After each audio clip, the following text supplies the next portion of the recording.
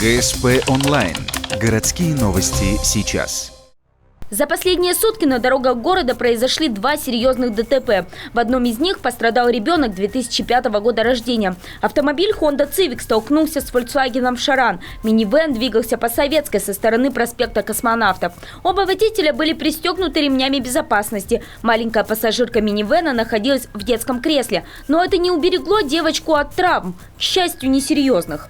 Хотела бы предупредить водителей, что следите за расстоянием между транспортными средствами, потому что автомашина Volkswagen остановилась, пропуская пешеходов на пешеходном переходе. То есть она останавливается, и водитель автомашины Honda в это время врезается в нее.